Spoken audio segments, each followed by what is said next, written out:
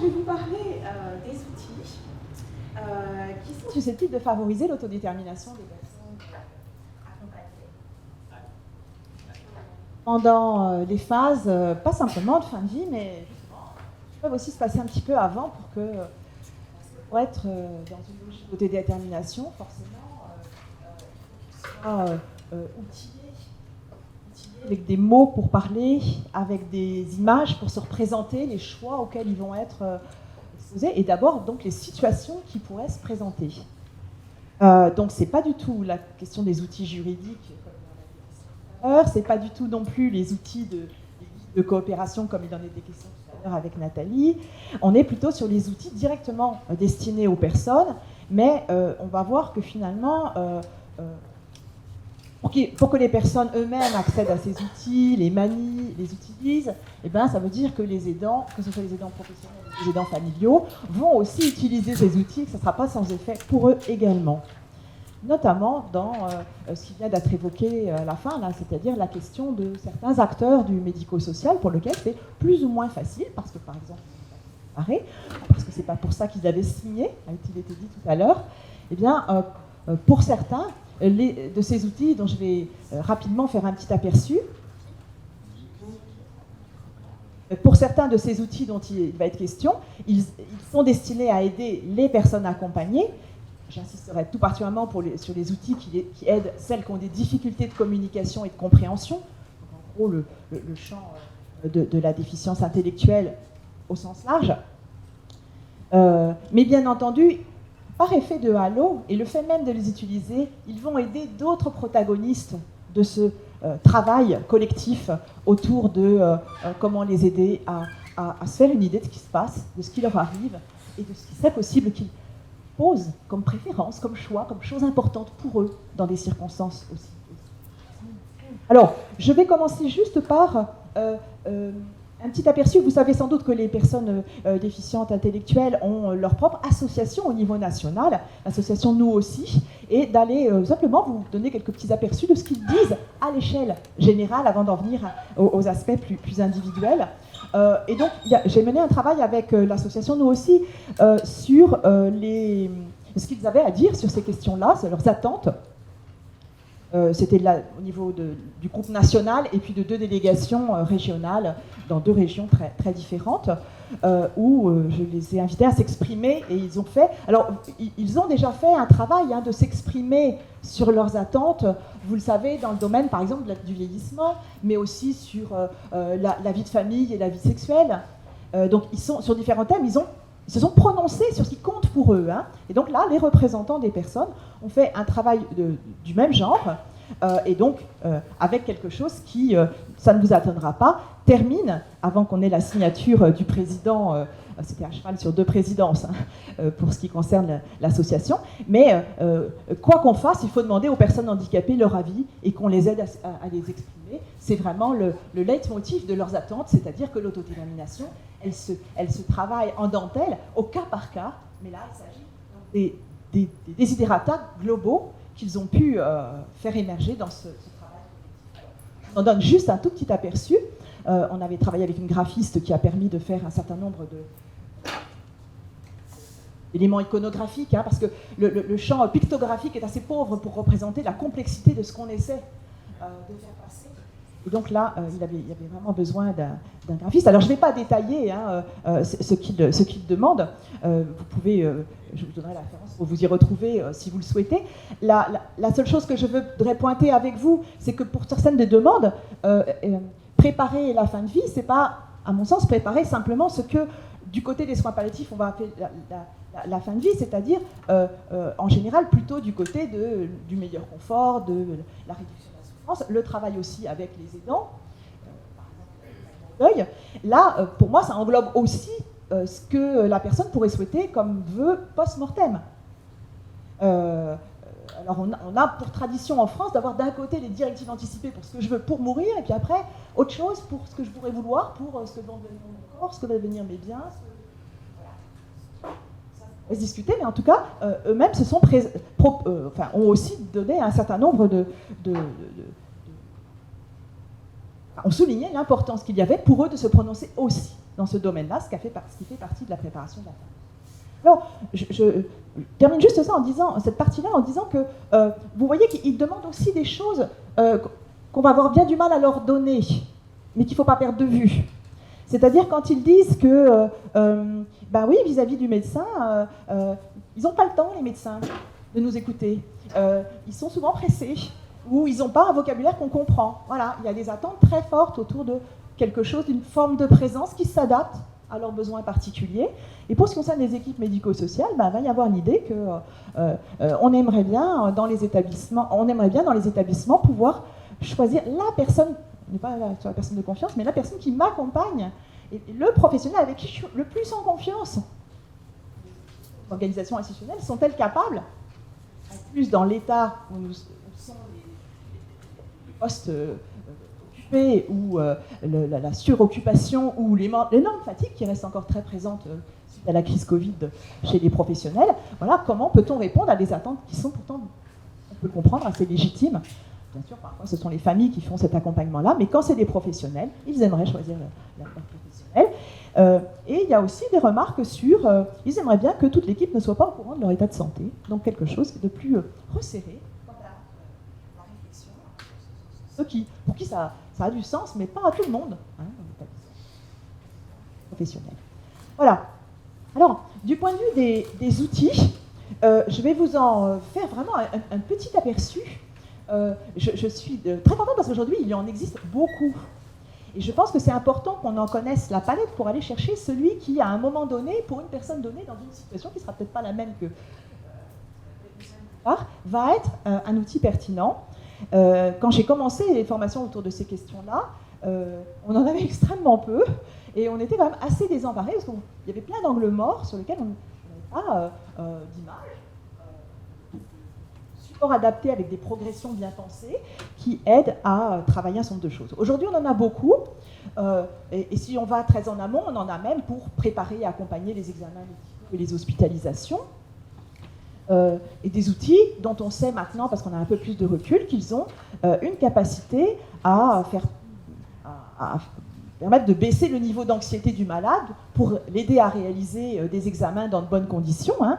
Ça prend un petit peu le relais des collections sparadrap qui existaient pour les enfants dans les hôpitaux. Il existe maintenant toute une gamme pour les personnes ayant des difficultés de compréhension, on pourrait dire aussi pour les personnes qui peuvent trouver que c'est très très utile aussi.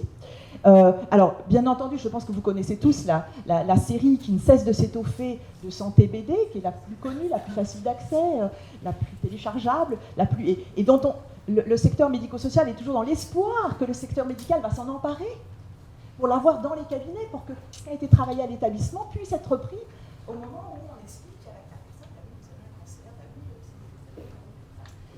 personne que ces supports-là, ils soient présents et vraiment utilisés, et on a même aujourd'hui, voilà, alors je passe très vite, c'est pour juste vous donner un petit aperçu de ce que peuvent contenir ces outils-là, mais c'est sûr que pour passer une IRM, vu toutes les conditions pour que l'examen soit effectif, enfin marche bien, et ben si on n'explique pas à la personne que peut avoir telle ou telle sensation, peut avoir chaud,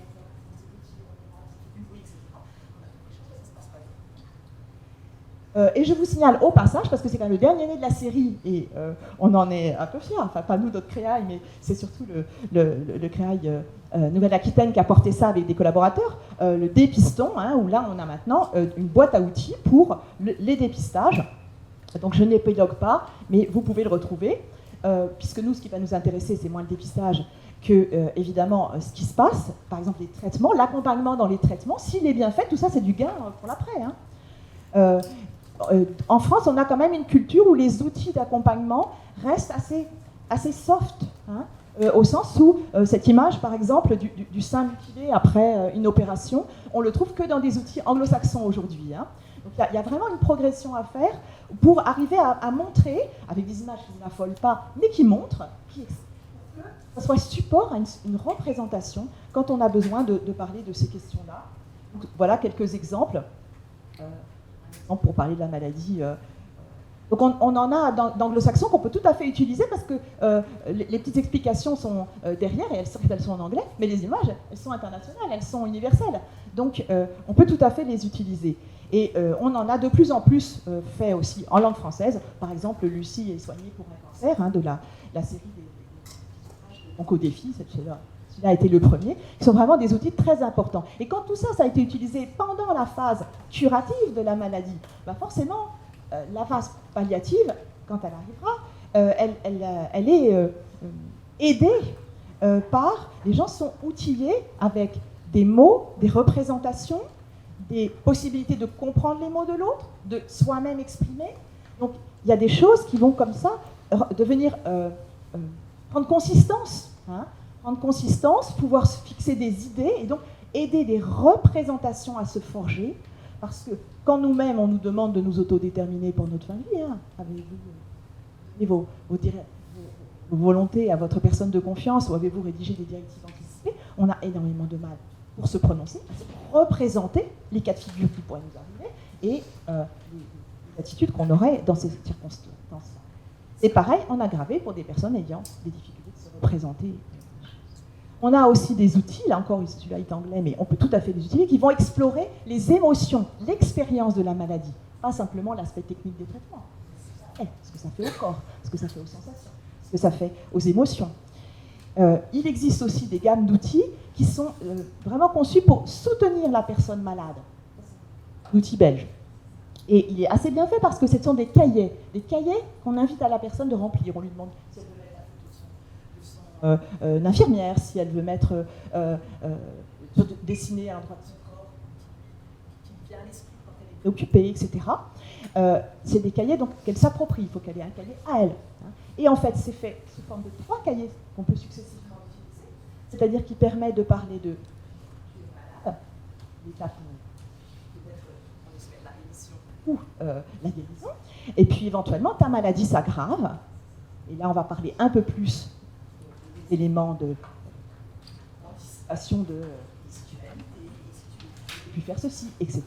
Et si tu as très mal, est-ce que tu veux vivre, c'est important, ça s'aggrave encore plus. Et évidemment, si tu ne guéris pas, on va parler beaucoup plus développé de la question du décès et des souhaits, de ce qui compte. Ce sont de très bons supports d'exploration. On a aussi des outils qui sont carrément pour se préparer à mourir. Alors ça, on n'en a pas en français, mais ça s'appelle I am going. Et qui sont faits pour... et là encore, ce sont des séries d'images, donc on n'est pas obligé de tout utiliser. On peut utiliser les quelques-unes qui sont pertinentes à un moment donné. On peut faire un usage très souple, finalement, de ces outils, très ajustés aux besoins. Et puis, pour terminer, je vous montre un exemple de projet de fin de vie. Projet de fin de vie, c'est-à-dire c'est un projet de vie pour la fin de vie, où avec ses aidants, Tony a construit à la fois ce qu'il voulait faire de ses biens, ce qu'il voulait comme type d'enterrement, comme à qui prévenir, voilà, éventuellement ses dispositions funéraires, enfin ce qui comptait pour lui, donc ça a été exploré avec des accompagnants le connaissant bien. Ces outils-là, alors celui-là il est plus professionnel peut-être parce que jamais vu de forme faite avec les familles, par les familles, mais les autres outils, quand les familles en ont connaissance, quand elles travaillent avec les équipes qui les utilisent, quand les tuteurs sont dans la boucle, ça aide à ce que des choses puissent se dire, c'est un formidable, enfin ce sont des formidables, à condition de piocher dans la boîte à outils, des formidables aides à la mise en mots pour tout le monde, professionnels inclus, familles inclus. Beaucoup de familles n'arrivent pas à en parler ouvertement, et par contre, avec un support, ça fait une médiation, ça fonctionne aussi comme un support de distanciation pour tout le monde. Ça permet de faire des choses.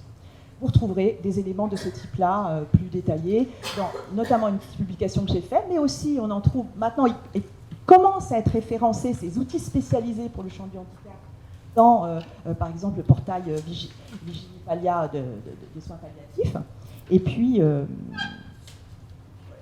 merci. Merci de votre attention. Merci pour ce premier aperçu, et ça donne terriblement envie. On se dit, mais oui, super, il y a plein de choses. Est-ce qu'on peut compléter ce point de vue en demandant à Isabelle de Groot de nous parler de pédagogie et de création d'outils et voilà, et d'adaptation des choses. Merci Isabelle. Bonjour à tous. Alors oui, adapter les outils, déjà il en existe d'adapter. Je te ferai parvenir un jeu de cartes et je mettrai les références à disposition. Un jeu de cartes qui permet d'aborder des sujets et de pouvoir sélectionner ce qui est important pour moi ou pas dans ma fin de vie. Moi, je travaille plutôt dans le champ du handicap intellectuel et j'ai créé avec des personnes en situation de handicap un petit livret sous forme de formulaire pour aider à écrire ces directives anticipées. Donc c'est juste un recto verso avec le plus accessible possible. Ce n'est pas du facile à lire à comprendre, mais c'est le plus accessible. Je vais vous expliquer comment ce petit formulaire est né. En fait, il a été travaillé par 3 groupes de travail. J'ai la chance d'être personne soutien d'une délégation locale, nous aussi. Donc ça m'a aussi beaucoup aidé à travailler avec eux. J'ai également la chance d'accompagner depuis 4 ans un groupe d'autoreprésentants autodéterminés qui s'appelle le collectif Capacité et qui crée des vidéos accessibles, faciles à lire et à comprendre sur énormément de sujets. Et donc ils ont voulu travailler sur ce sujet-là. Et puis je suis également maman d'une jeune fille en ESAT. Donc ma réflexion a commencé lors du décès de mon papa, qui était très très proche de ma fille.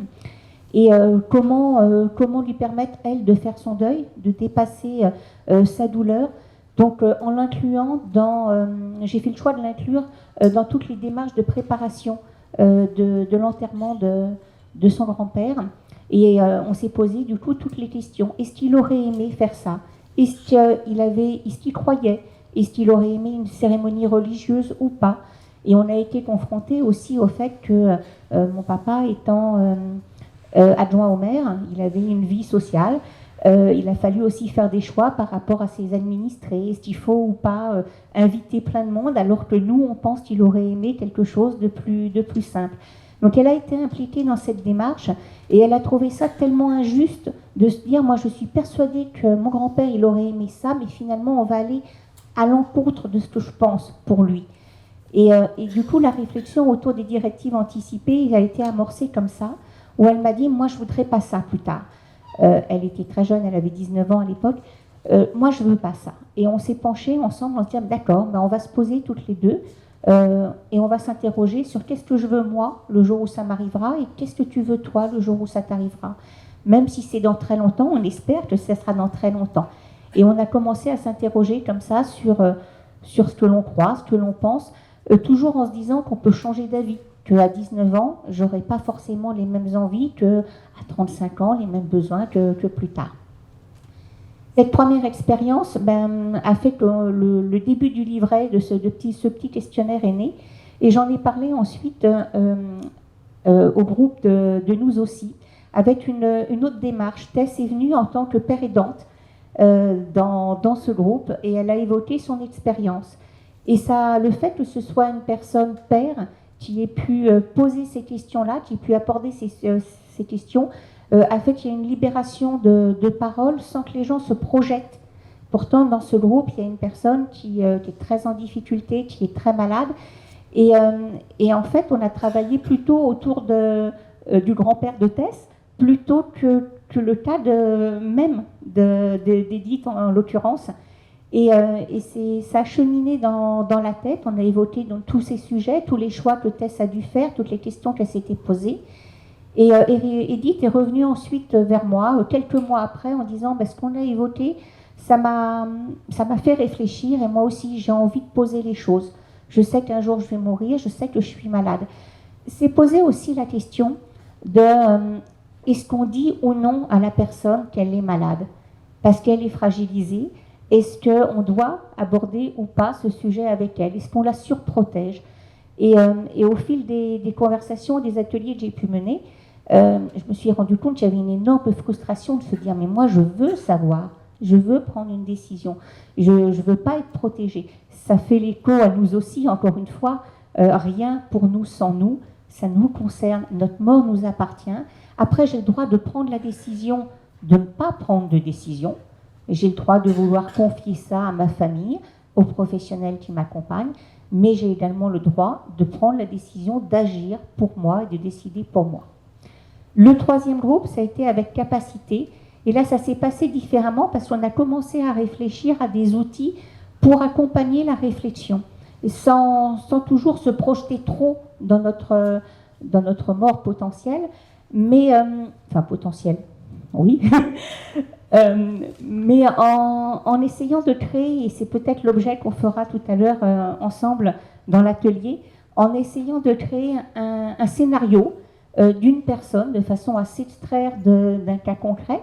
Donc créer le scénario d'une personne qui est accueillie dans un foyer, qui est très copine avec une de ses pères, et la père très malade, et va finir par disparaître sans qu'on ait su, en fait, elle n'avait pas de famille. Donc ensemble, on s'est posé plein de questions, de se dire mais comment cette personne, pour pouvoir aborder tel sujet, cette personne doit avoir de la famille ou pas de famille. Cette personne doit avoir une religion ou pas de religion. Et on a construit des personnages comme ça et un accompagnement vers comment organiser, prendre des décisions pour elle, aider les professionnels à prendre des décisions, mais toujours dans l'optique que même si un résident décède, est-ce qu'on le cache aux autres ou est-ce qu'on inclut les autres à faire leur deuil autour de la réflexion de qu'est-ce qui va se passer, est-ce qu'elle aurait aimé, est-ce qu'elle n'aurait pas aimé. Voilà. Moi, je n'ai pas la prétention de donner des conseils, je ne suis pas psychologue, je ne sais pas comment les personnes réagissent, j'ai juste un retour d'expérience avec des émotions qui ont été partagées dans ces ateliers. Mais c'est bien ce partage d'expérience qu'on recherche ensemble, parce que c'est effectivement ceux qui vivent les choses, ceux qui savent, mais ensemble, on est capable effectivement d'aller un cran plus loin. Pour là aussi compléter ce partage d'expérience, est-ce que je peux demander à Caroline Jaffre de l'Île-sur-Sorgue, du foyer Saint-Antoine, de nous partager aussi effectivement vos expériences et vos visions sur la question de l'autodétermination et ce que vous avez réussi à faire ou qu'on peut partager. Alors déjà bonjour à tout le monde, merci au CREAI de cette invitation qui s'inscrit en fait dans un cheminement, dans une réflexion qu'on a entamée aux femmes suite à des questionnements des résidents, mais aussi à notre actualité avec en 2021, j'ai préparé une petite vidéo. Voilà, je vais vous parler du questionnement qui a eu lieu notamment lors d'un retour d'expérience après le décès brutal d'un résident au foyer, où a été travaillé en retour d'expérience un protocole. L'accompagnement de ce décès avait été très satisfaisant pour les équipes, mais on s'est rendu compte que c'était un peu en fonction des personnes, en fonction du cadre présent, et les réactions pouvaient être différentes et on pouvait anticiper des choses. Donc on a créé ce protocole qui a permis aux professionnels de pouvoir aborder des questions et aussi des angoisses et ce que ça pouvait, ce que chacun pouvait professionnellement, émotionnellement ressentir. Là, c'est un peu rapide, donc je pense que peut-être ce que je vous propose, c'est peut-être de faire une pause, voilà.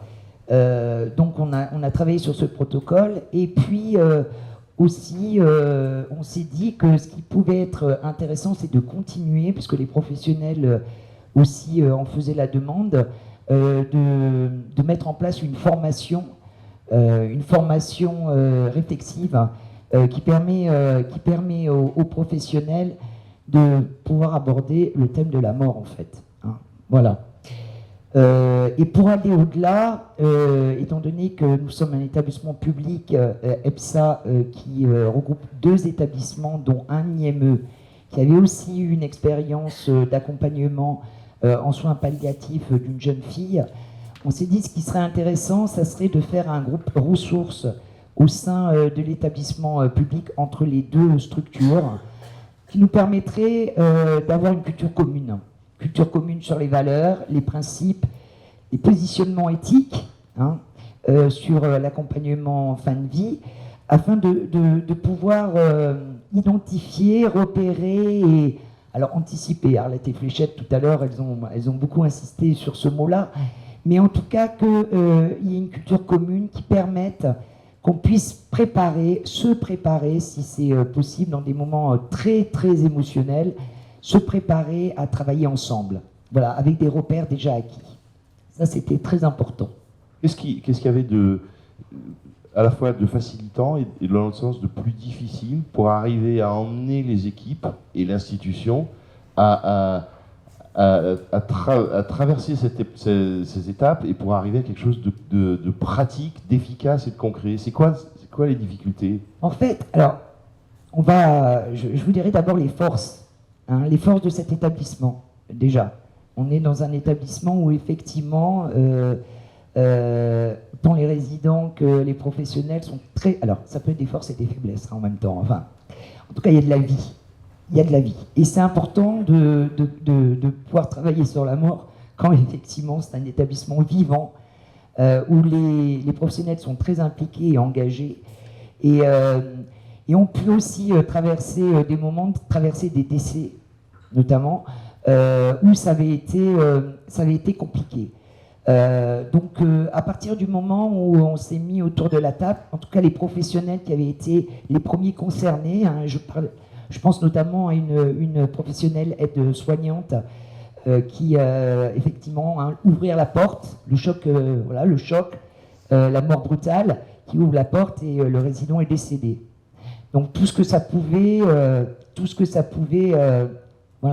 faire. Donc ce qui peut aider, c'est l'engagement des équipes. Oui. L'engagement des équipes est aussi une façon de se protéger, de se protéger par rapport à ces situations. Et leur besoin d'aller plus loin face à ces situations émotionnelles et complexes. Exactement. Et pouvoir le partager, surtout pouvoir le partager pour essayer que ça se passe le plus sereinement possible. Voilà. Comment parler de la mort quand effectivement soi-même on a du mal à poser des mots, donc, sans du terme. Éventuellement, pour conclure sur ce que vous avez vécu et mis en place là, quels sont les points les plus importants qu'à ce stade on peut partager avec vous? Moi, je pense que d'abord, ce qui est important, c'est que ça soit fait collectivement. Collectif. Je pense que ça, c'est très important. Je pense aussi que ça doit s'accompagner, parce que là, en rétexte, par exemple, il y avait la présence de la psychologue, un accompagnement psychologique. Et je crois que ce qui est important aussi, c'est de pouvoir faire appel à des formations pour détendre un peu tout le monde sur ce sujet délicat. Je voulais aussi parler de l'atelier de cet après-midi, parce que tant au niveau des professionnels, on a envie qu'on puisse parler de la mort comme un domaine de l'accompagnement.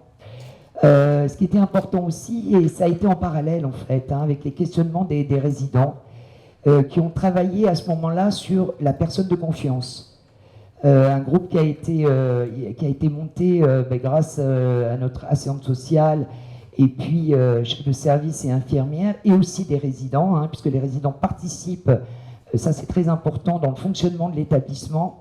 C'est pas que un CVS sur la photo, c'est vraiment un CVS actif et des résidents actifs dans les ateliers, que ce soit la vie affective et sexuelle notamment, où ils ont une grande part d'implication, où ils ont travaillé sur la personne de confiance. Mais là, je ne veux pas en dire trop, parce qu'ils viennent cet après-midi, et je pense que c'est à eux aussi. Ils sont tout à fait... En tout cas, on entend bien, effectivement. Démarche collective, envie et engagement des équipes, oui. Apport de compétences, oui. Et accompagnement du processus, et donc accepter d'investir un peu de temps là-dessus. Peut-être pour compléter, effectivement, ce partage d'expérience, je trouvais vraiment intéressant et important de demander à Isabelle Savali-Fernandez, qui est mandataire judiciaire et qui donc de façon pratique et concrète se trouve confrontée à cette question de l'expression et de l'autodétermination. Et donc merci de compléter notre vision et notre partage des choses. Bonjour à tous. Bonjour à tous et merci au CLEA pour cette invitation. Je suis ravie de partager cette expérience qui est le quotidien de ma mission en tant que mandataire judiciaire à la protection des majeurs, puisqu'en fait, je suis désignée par un juge des tutelles pour représenter les personnes dans leur globalité. En général, si c'est par exemple une tutelle, on peut être amené à représenter à la fois la personne dans sa personne elle-même et dans son patrimoine. On peut être désigné en tant que tutelle à la personne, et là pour le coup on est orienté essentiellement sur la prise en charge de sa personne et sur les enjeux qui tournent autour de sa prise en charge médicale, de sa prise en charge psychologique, voire une question de fin de vie avec des questions existentielles. Et ensuite on a d'autres mesures de protection où essentiellement c'est la personne qui va être au cœur même de la prise de décision. Alors, moi, j'allais dire, par rapport à tout ce qu'on a dit, la personne, bien entendu, elle reste maître de ses décisions et elle doit toujours être interrogée et donner son consentement, même s'il y a un curateur, un tuteur ou d'autres personnes, ou même une personne de confiance, j'allais dire, puisque je pense que chaque personne est unique, chaque famille est unique et chaque cas est aussi unique. Donc en fait, nous en tant qu'équipe pluridisciplinaire, puisque le mandataire judiciaire à la protection des majeurs fait partie de l'équipe pluridisciplinaire, effectivement on va être amené à s'interroger, à questionner le majeur ou la personne autour de tout ça, de son traitement, de son envie ou pas de continuer les soins, etc. Mais au bout du compte, c'est bien elle qui, au fur et à mesure du traitement, au fur et à mesure peut-être de ses convictions, de ses idées face à la maladie, peut-être qu'au départ elle aura orienté ses idées plus particulièrement sur quelque chose et puis au bout du chemin elle aura changé. C'est à nous d'être réactifs en tant qu'équipe et justement à chaque fois de revenir vers elle et d'avoir les moyens de communication qui s'imposent pour répondre à ses besoins et faire, on va dire, grandir en fait son souhait et sa décision. Alors par exemple, moi dans le cadre de mes missions, j'ai pu être amenée à travailler avec des personnes polyhandicapées et des équipes. J'avais recueilli, on va dire, les directives en cas de fin de vie, etc. Et là où moi, dans mes fonctions, j'ai pu me sentir quelque part un peu déstabilisée, c'est quand par exemple je dois recueillir les volontés de la personne, ce que je fais, donc le choix, par exemple si c'est une crémation, une incinération, qui sont des questions très compliquées à la fois pour un professionnel, mais pour une personne et pour notre société, puisque notre société, on a différents courants de pensée, de religion, etc., auxquels même les équipes médicales, sociales et pluridisciplinaires, elles doivent prendre en compte tout ça en considération. Donc, effectivement, on va poser sur un papier le choix de la personne. Moi, en ma qualité de mandataire, je vais le faire respecter. Et puis là, il y a le décès de la personne. Et là, au décès de la personne, juridiquement, ma mission, elle se termine. Elle se termine, je meurs en même temps que la personne que je représente, entre guillemets. Donc, je n'ai plus de pouvoir de faire respecter ce qui est écrit sur le papier, au niveau de la loi. Et au niveau des obsèques, on va dire que c'est la famille qui prend le relais. Voilà. Donc un jour, dans le cadre de mes fonctions, où j'avais pu recueillir les volontés de la personne, j'ai eu un appel quelques jours plus tard de la famille, alors que la personne avait écrit noir sur blanc, qu'elle voulait être incinérée, etc. Ils m'ont appelé, ils m'ont dit, mais de quel droit vous voulez incinérer notre oncle ? Nous, dans notre famille, il n'y a jamais personne qui a été incinéré. Mais qui vous êtes ? Bon. Donc, la cohérence qu'on a soulignée d'ailleurs sur la première table ronde entre l'avant, le pendant et là l'après, et pour le mandataire judiciaire, je vois quelque chose qui peut parfois être très très compliqué alors. C'est très compliqué de faire le lien entre l'avant et l'après. Puisque notre mission, c'est une mission de vie. On est dans l'accompagnement. On fait tout pour préserver le consentement du majeur protégé, puisque dans le cadre de toute mesure de protection, c'est la personne qui est, on va dire, prioritaire dans ses décisions. Et là, au décès, on est confrontés souvent à une famille qui ne comprend pas le choix qui a été posé devant une équipe pluridisciplinaire, pas que devant le mandataire, devant une équipe pluridisciplinaire, le choix de dire je ne veux pas être enterré, je veux être incinéré par exemple, je veux telle cérémonie, pas. Voilà. Et là, le droit ne nous aide pas manifestement. Ah, on a peut-être des éléments de réponse. Est-ce que le droit peut nous aider? Parce que ça peut être fou quand même. Oui. Ça. Oui, effectivement. Alors, le droit peut aider parce que ce qui peut paraître effectivement, je comprends votre remarque, mais la différence, c'est qu'effectivement, il y a finalement deux temps très différents. Il y a la vie, la fin de vie fait partie de la vie, et puis après, sur la mort, eh bien, on a affaire au cadavre qui n'est plus une personne humaine. Donc, il y a une césure juridique très claire sur les droits de la personne avant, et puis la protection de la dignité du cadavre de l'autre côté. Ce qui est le lien, et vous avez raison de le souligner, c'est la volonté. C'est-à-dire qu'on peut exprimer une volonté de son vivant sur son corps, mais on peut exprimer aussi une volonté sur son cadavre. Est-ce que l'on veut que soit fait des rites funéraires, etc. Sauf que ce n'est pas le même outil. Et c'est là qu'il y a éventuellement une confusion sur les directives anticipées. Les directives anticipées ne concernent que la fin de vie du temps de la vie. Et voilà. Et après, c'est le testament. Alors, dans certaines législations, c'est les testaments de vie. Voilà. Et dans le testament, on peut faire valoir effectivement ce que l'on souhaite pour la cérémonie, etc. Mais c'est pas le même document. Et c'est pas le même acteur de respect des volontés. Effectivement, votre rôle s'arrête. Et puis après, c'est celui du notaire. Alors, l'articulation est complexe. Voilà, pardon, je voulais retirer la bouche, mais effectivement, mais Non, mais il n'y a aucun souci. de façon pratique, Le lien, il y a il une façon y est. de gérer ça, quoi. Le lien, il y est forcément, et c'est vrai ce que vous dites. Alors là où juridiquement, effectivement, on a les directives anticipées, on a le mandat de protection future, tout ça, ce sont des supports qu'on va avoir en amont. Après, effectivement, on va avoir le testament, on va avoir le rôle du notaire, etc. Bon, ça, c'est dans la belle théorie du Alors code. en pratique, alors Et alors, dans la pratique, pour vous dire la pratique, la difficulté, c'est quoi? C'est d'avoir le testament sous la main. Parce que ce soit le mandataire judiciaire ou les équipes pluridisciplinaires, on pense à la directive anticipée, on pense à tout ça en amont, aux soins, etc. Et quelquefois, bon, après, c'est parce que c'est aussi dans nos cultures occidentales, on a du mal à parler de la mort, de l'après, etc. Et quelquefois, on n'a pas forcément le testament ou la copie du testament, ou on n'a pas forcément pensé à faire écrire un testament.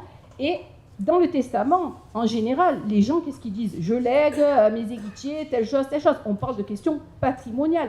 On ne dit pas, si demain je décède, je veux être incinéré, je veux être et la enterré, musique sera etc. celle de Johnny que j'aime bien. Ça, on l'écrit pas dans le testament. Hein. Alors, pour répondre juridiquement, il y a la loi de 2019 qui a changé quand même pas mal de choses. Et je pense qu'il faut que nous, mandataires, comme les équipes, on s'en imprègne de ce support. Avant, on ne pouvait pas le faire sans l'accord du juge des tutelles. Et puis, depuis 2019, on peut, on va dire, souscrire à des contrats obsèques pour les mandataires judiciaires sans l'accord du juge des tutelles. Alors, je ne parle pas de questions patrimoniales, etc. C'est dire... au cas où je décède, je vais prendre un contrat et rédiger. Et là, on va être justement dans quelque chose de transmissible où, on va dire, le professionnel qu'on aura choisi pour nos obsèques va être informé de notre consentement, du consentement du majeur La protégé volonté, ou de oui. la personne. Et là, pour le coup, la famille n'a plus son mot à dire. Et nous, moi qui aurais plus de mission, enfin de pouvoir à ce moment-là, ça serait les pompes funèbres qui seraient responsables de ça, et en cas de contestation, saisiront le juge des funérailles. Et on a Et on de doit cette façon-là fait respecter. porter la volonté exprimée. Hein. Voilà. De façon plus générale que uniquement sur ce point, même si effectivement c'est bien sûr en atelier avec les différents participants que vous allez pouvoir creuser, approfondir, partager. Et alors concrètement, comment on fait Est-ce que vous avez quand même dès maintenant quelques questions ou quelques remarques sur ce qu'on a dit, et en particulier sur le soutien à l'autodétermination, les outils, les démarches, les processus, le collectif professionnel et l'aide des professionnels. On vous donne un micro. Je me permets juste de rebondir par rapport à la dernière intervention de Madame la mandataire. J'aimerais juste qu'il soit précisé, si c'est possible, que ces situations se déroulent uniquement s'il y a un conflit familial.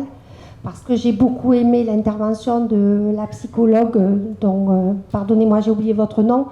Vous disiez qu'il faut vraiment travailler avec les familles. Et je pense que les mandataires ont ce rôle aussi pour avoir vécu des situations nombreuses et variées, tant au titre professionnel que personnel. Donc voilà, je pense que ça, c'est vraiment aussi un préalable avant de parler de justice. Voilà, merci beaucoup. D'autres remarques ou questions qu'on souhaiterait partager? Je voudrais dire à quel point le terme d'autodétermination me fait peur, parce qu'il n'y a pas cette dimension justement d'échange avec une dimension un peu éthique, c'est-à-dire collective, comme ça a été dit ce matin, et parce que ça résonne avec certains mouvements qui sont pas ceux avec lesquels nous nous entendons le mieux, disons. C'est une affirmation de l'autonomie, c'est une affirmation de je sais ma décision, etc., etc., comme si nous n'étions pas liés les uns aux autres. Et il y a quelque chose dans ce terme que je pense dangereux. Voilà. On vous suit parfaitement, c'est pour ça que l'illustration, est-ce que vous pourrez partager d'ailleurs aussi cet après-midi sur quelle construction commune, quel partage famille, bénéficiaires, professionnels, mandataires, quel partage on peut avoir, et donc du coup, quels moyens de communication, parce que ça commence quand même par ça le partage, hein. Quels outils de communication, quelle démarche permettant effectivement de construire et de dialoguer, qui est le sens même d'une démarche éthique, hein, le partage entre toutes les parties prenantes de la vision des choses et de la construction, si c'est possible, d'une vision commune. Donc vous avez tout à fait raison de le souligner, parce qu'effectivement on dit comme ça, remettre le poids sur le seul bénéficiaire de bah alors je vais te filer tous les outils, mais maintenant autodétermine-toi, hein, alors qu'on voit bien effectivement que c'est une démarche collective et sans doute un cheminement, je pense aussi. Bon. D'autres réactions, questions? Voilà. Et du coup, bien sûr. Moi, je pense quand même que l'autodétermination est extrêmement importante à développer dans le secteur des personnes en situation de handicap, parce que précisément, ils ont été privés de la parole pendant très très longtemps. Et l'autodétermination, on ne veut pas du tout dire je décide tout seul. On est vraiment à la fois dans le processus qui est rappelé là, et dans tout un travail. Pour des situations comme celle que vous avez évoquée, moi, dans ce que j'observe, hein, évidemment, c'est ce qu'on observe les uns les autres, mais on a plutôt des situations où, comme ça a été travaillé en amont avec les aidants, bah, du coup ils se sont expliqués sur pourquoi l'un préférait l'incinération et pourquoi l'autre dit bah, dans la famille la tradition c'est ça, et ça pouvait donner lieu à des échanges qui faisaient mûrir le choix, alors pour le faire changer ou pour le confirmer, mais éventuellement pour le respecter quand il était différent pour des familles. Et je pense que c'est précisément cette espèce d'ouverture à il y a des possibles, on m'aide à les connaître, il y a des possibles, on me légitime le fait que j'ai mon avis à donner, ce qui ne veut pas dire décider de tout, hein, mais ça veut dire quand même dire ce qui est important pour moi, et faire qu'autant que faire possible ce soit respecté, et d'avoir des temps où ces questions-là peuvent mûrir, et éventuellement donner lieu à des changements d'acteurs, et en tout cas, pour des personnes qui...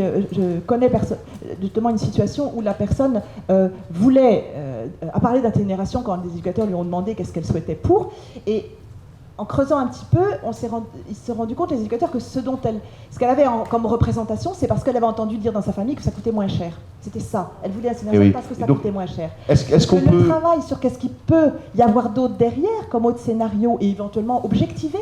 Ah oui, ben, ça prendrait ça sur ton il faut provisionner ça, etc., peut aussi faire bouger les choses. Souvent, il y a les premières intentions ne sont pas suffisamment éclairées pour que la personne sache de quoi il est question. Et du coup, est-ce qu'on peut garder Du coup, peut-être l'idée d'autodétermination qu'on a réaffirmée plusieurs fois comme un cadre, un objectif, et garder quand même aussi l'idée que c'est pas une fin en soi, et que le processus de partage et de dialogue est peut-être effectivement ce qui va permettre de s'en approcher, si on peut, ou en tout cas de le garder comme une valeur et pas forcément comme un résultat absolu auquel on s'accrocherait, parce que si on n'y arrive pas, on fait quoi alors? Ça serait dommage.